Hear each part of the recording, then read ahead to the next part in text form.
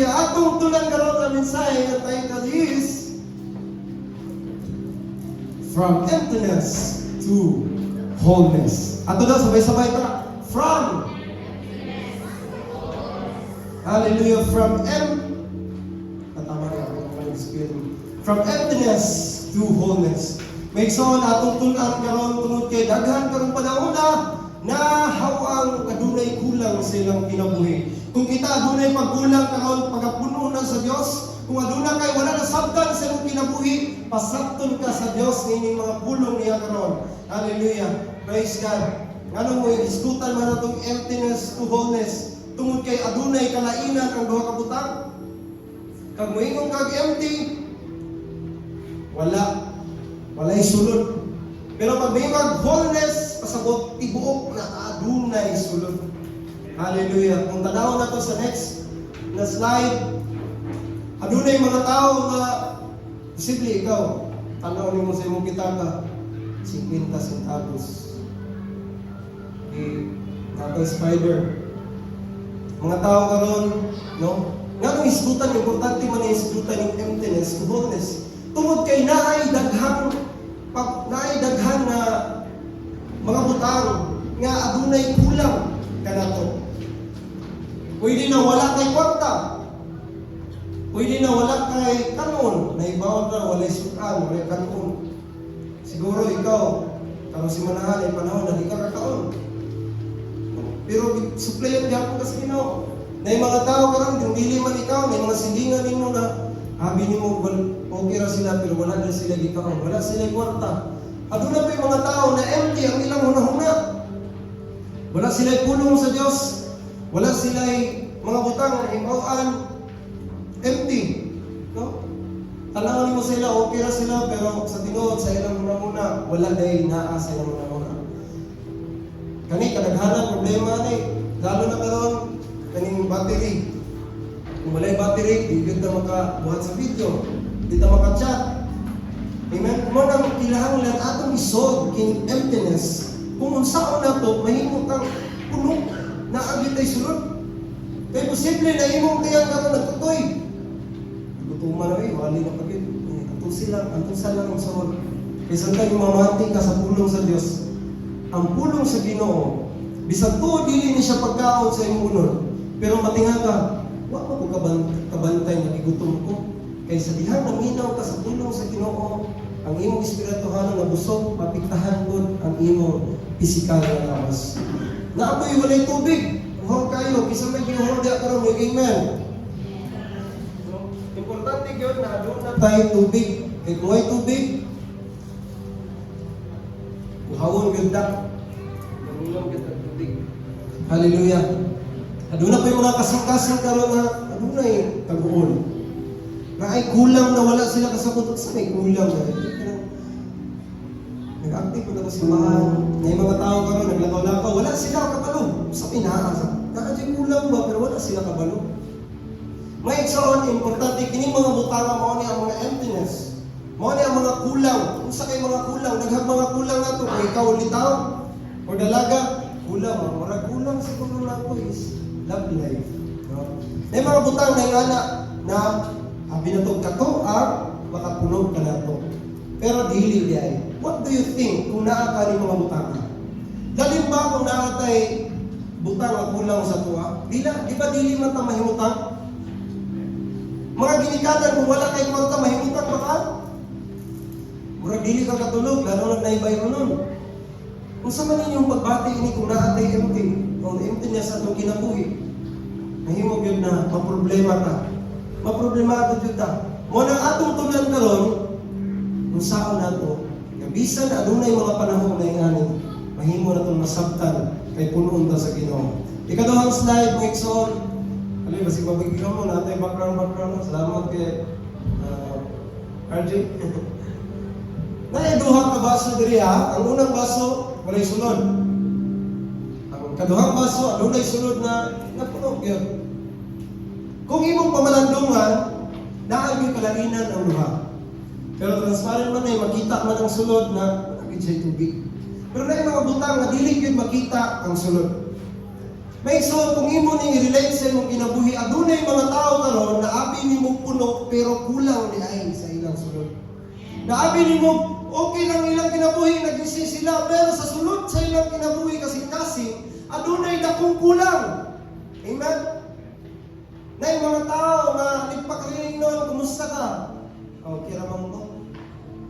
Kumusta man ka? Okay raman ko. Pero ang Ginoo dili di ay okay. Nay mga tao nga dili naman minahanglan og pagsimba. Pwede na ko dili mo simba kay mo. Okay raman ko. Pero sa tinuod sa kinasuluran gid sa iyong kasing-kasing aduna gid sa gitinguha sa mga gyud akong gikinahanglan. Mga igsoon atong pamalandungan karon nasa dihang adunay pagpuno masinati gid mo uy mauni akong gipangita. Hallelujah. Praise God. Ang atong puntos karon from emptiness to wholeness para makaagikan sa empty mahimong tang buo ato sang atuan ang unang puntos. Okay? Point number 1 ako, recognizing our emptiness.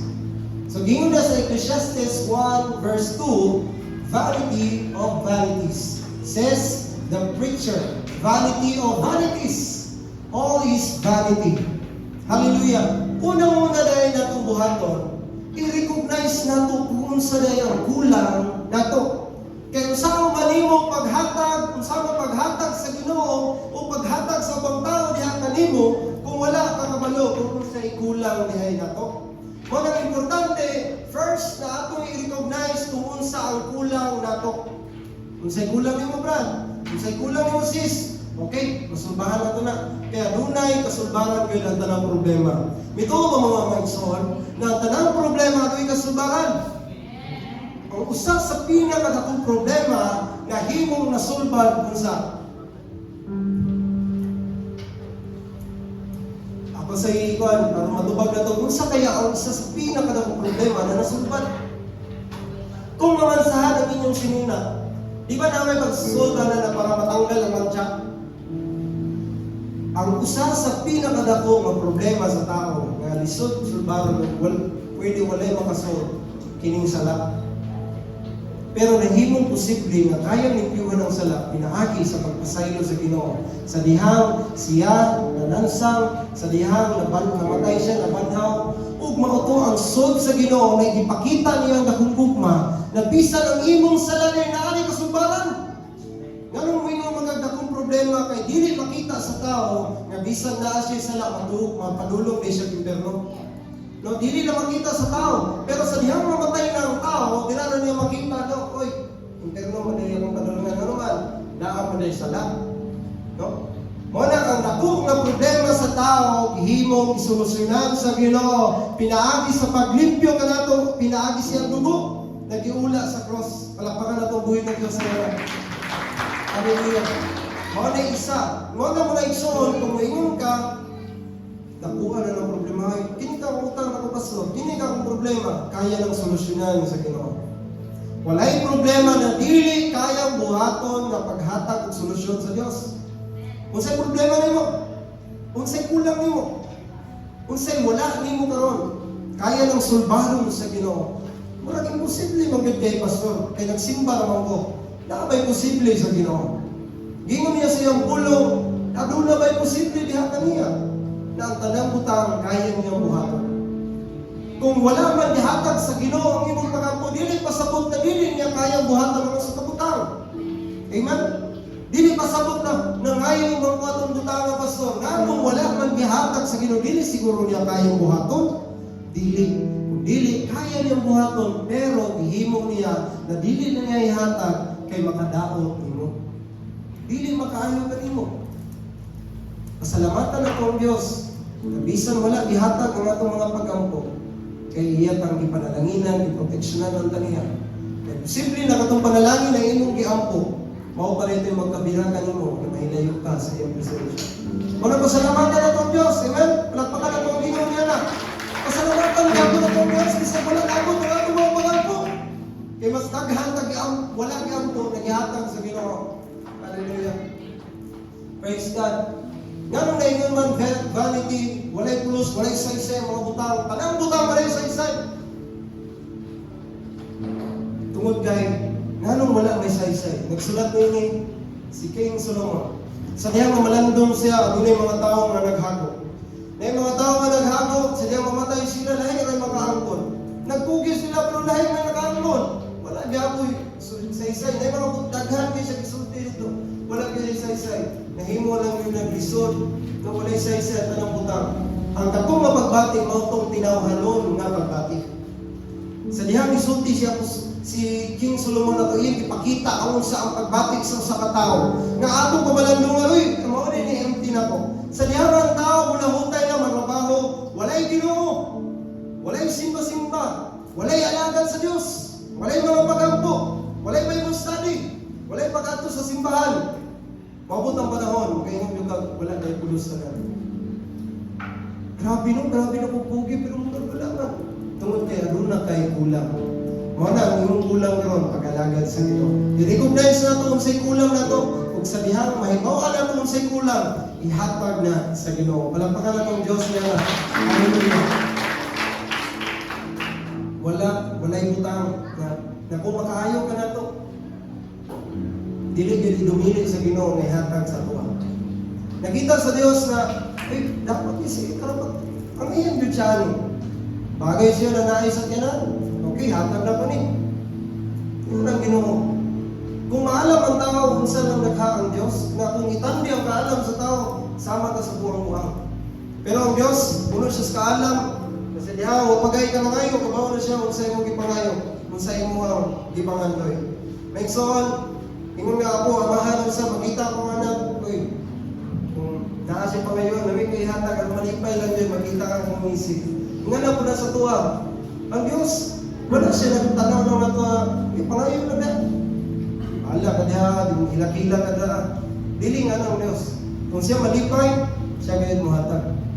Wala i-recognize na to kung sa'y kulang na to. Nga naman, atong ihangkot sa Ginoo. Amen. Talapagan na itong Diyos niya na. Hallelujah. Ikaw na witness ka doon. Praise God, upo naman niya buwali. Encountering the source of wholeness. Psalms 107 verse 9, for He satisfies the longing soul, and the hungry soul He fills with good things. Klaro kayo mga igsoon, na ato kayong i-encounter, himamaton, o dapat ma-experience yun nato kung kinsa ang asa nagagikan ang mga butang nga makapabuo ka na itong source. Asa nagikan kayong kinabuhi? Asa na nagikan ang ako ang maayong panlawas karon? Asa nagikan ang akong kaalam? Asa nagikan ang bahagni? Dapat ma-encounter nimo na siya tungod kay sa dihang maka-encounter nimo ang Dios sa imong kinabuhi. Duol ka sa luwag no, maray nga na. Duol ko sa karahay, makasog. Hindi kayo ni. Luwas dito ani. Kung naka-insurance ang kalibutan, kung mabuba ang imong sakyanan, insurance, payo na nila. Kung ikaw naka-insurance, mamatay ka, madawat yung pamilya, insure ka sa ila. Pero ang atong kinahanglan, insure na to, ang atong kaluwasan, na kinahanglan, i-encounter din na to ang Diyos sa atong kinabuhi. Kaya kung wala yung encounter sa Ginoo, dili yun makompleto ang imong kinabuhi. Ang atong kinabuhi, kung wala ang Diyos. Amen? Kaya sa dihang, imuduol ka sa Diyos, ginong pa niya iyang isatisfy. Pagbawon niya ang mga tao nga naninguha diha kaniya. Mga kalag naninguha sa iyang tabang. Ayaw lang yung hulong sa pagampo. No, ayaw lang yung hulong sa pagampo. Sa diyan na kasi panimalay. Maluhod ka. No, mangayon ka sa Ginoo, Lord. Kabangi ko. Pamalandong ko rin utang na mura lang may kwartahan, ikikan may Japan. Pero nabay panahon na mga bulangan yun may. Sa diyan ngayon, wala may istorya ng isang asawa, siya na sa gilak. Kaya basta pa akong pamanganak, nagdali pa matandog. Ano ko? Mutang na lang siya. Muto ba kayo na dili ka pasagdahan sa Ginoo? Kaya nagunaw na lang ko, alam ko ikaw na, abroad, anak. Pero dili ko gusto sa mga abroad. Gusto ko, dama ko diri wala mo ko sa Ginoo. Habang, dili ko wala ko pero biya ba? Na hindi. Then, kita mo doon, anak ko siya, hindi siya pasagdan. Sige. Muto mo ka na, dito pasagdan sa Ginoo. Mura na lang ko gusto. Hindi, muto lang ito. Sige.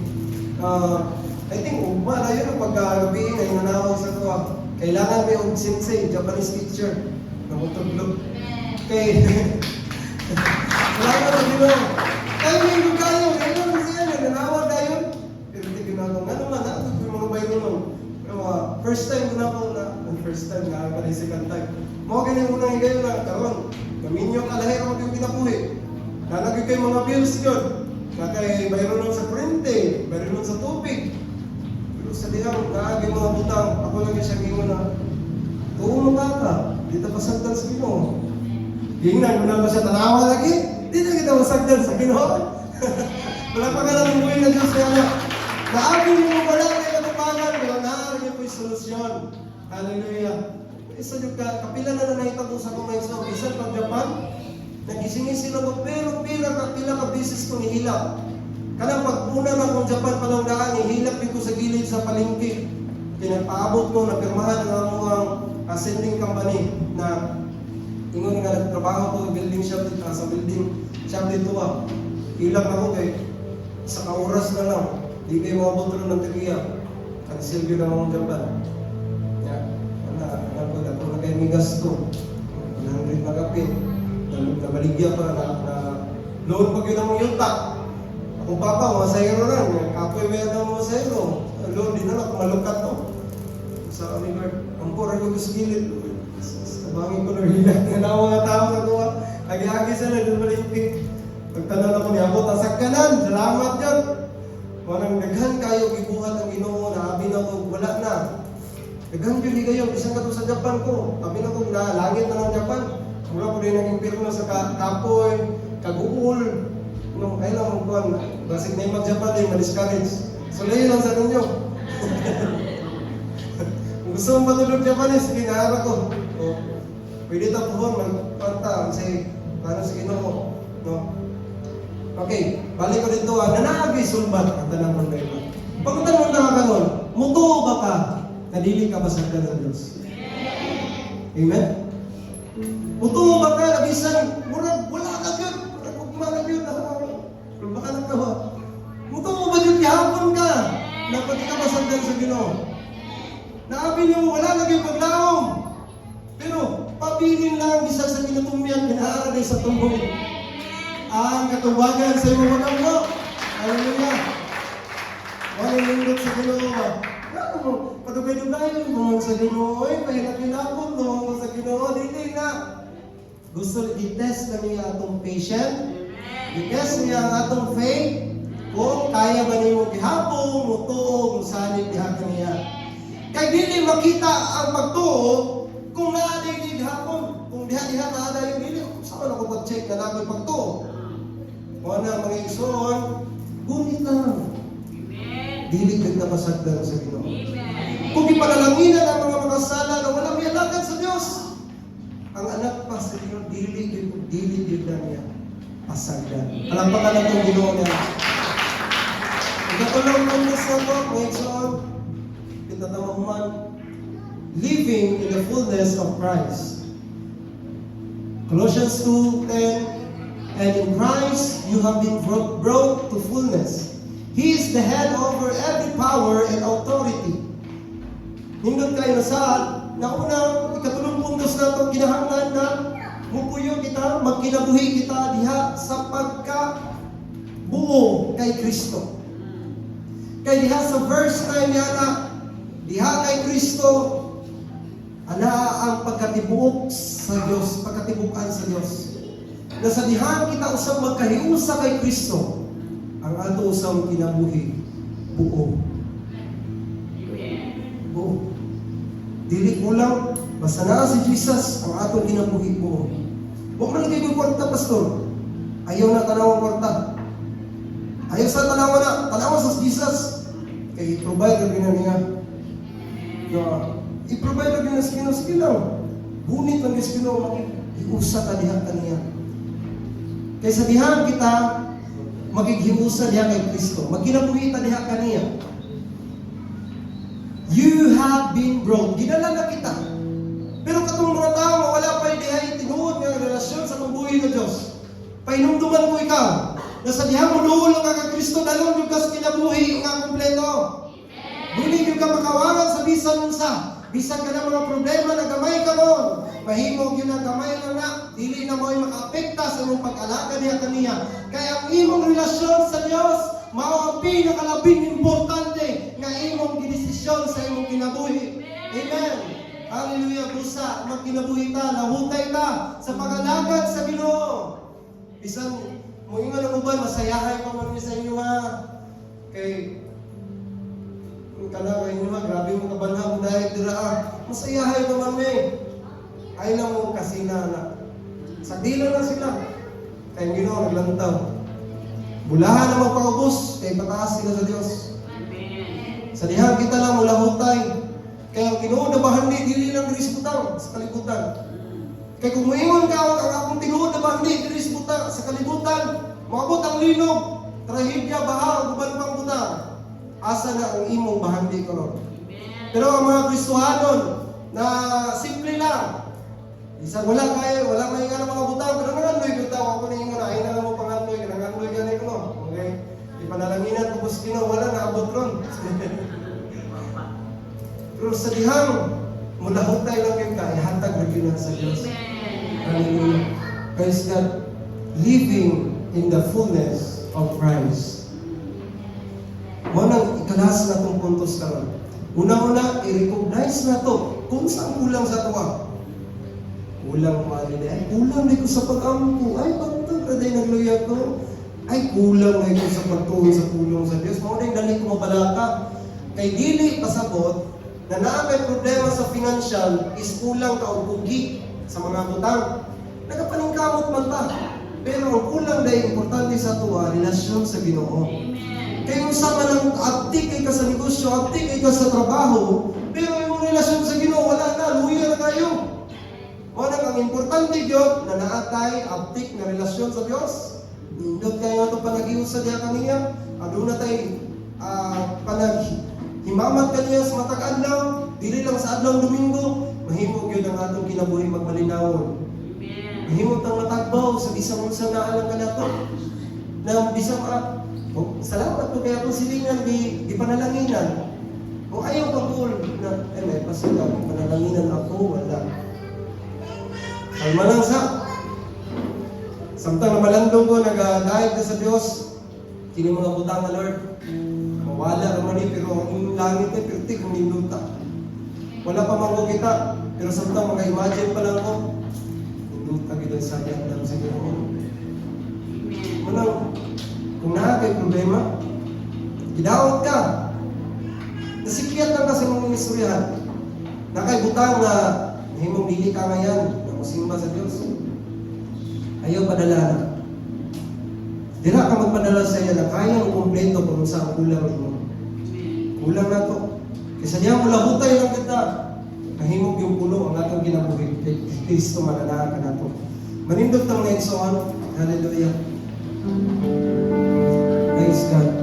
Sa ilan kasunod na slide. Pamalandungan na ito karon. Na yung mga butang sa kalibutan na pwede bulawan. Ako na lang ibutang na bulawan kaya usa na sa pinakamahal na butang. Dahil usa ka sako sudlanan, adunay mga basura. Ikaw karon pangutanon ko ikaw, kung ikaw ka lang sudlanan, unsa ang imong piliyon isulod sa imong sudlanan? Dili ko ka mamili og mga butang na walay pulos. Mamili ko ka mga butang na mapuslanon na makaingon ka. Yes, mao gyud ang piliyon. Wala mga igsoon sa matag adlaw. Piliyon gyud nato mo alagad mo simba sa Ginoo. Sa di na lang ng mga chismis, sa di na lang ng mga pangdaot, sa di na lang ng mga butang na dili makaayo kanimo. Pili ang mga butang na makaayo kanimo, mao na ipasulod sa imong una-una kasing-kasing. Kay kung ikaw piliyon nimo utang ng mga butang na masulod sa imong kinabuhi, ikaw gyud magmadaugon sa imong kinabuhi. Ikatulo, ikaw ang sunod na gayon. Hallelujah. Unsay kulang? Ang dakong kulang sa tao, mao gyud si Jesus. Siya ang nagdalang ka nato, siya ang nagbuhat ka nato. Na siya imong kumpleto sa itong kinabuhi. Kaya kung imong lang tawon, kung ang usa ka sako, sudlan o basura, siyang basurahan. Kung sa kasako, sundan mo, laing butang, bulak, mahimo siyang flower bed, or ano siya, kaang na siya. Kung imong ipasulod sa imong kinabuhi si Kristo karon, mahimo kang Kristohano na dili manuddan bisan pa kung sa mga pagsulay. Mga nang alagad sa Dios, pili ang mga butang kung sa ipasulod sa imong kinabuhi karon. Ayaw biya sa Dios, na sa dihang imong ipadayon kini, gikan sa walay sulod, hantod sa butang na makakompleto kanimo, ihatag na sa atong Ginoo. Karon tak na iawang ko kamo. Namuduol ka sa Ginoo kung sa imong gitinuha sa imong kasing-kasing. Open ang atong altar na musulti ka sa imong mga panginahanglan karon sa atong buhi ng Dios. Church, kung wala pa ka experience ug luho diri, encourage ko ikaw na muduol kung kayaw ka ulaw, kay naagi buhaton ng Ginoo sa tao mapangusay.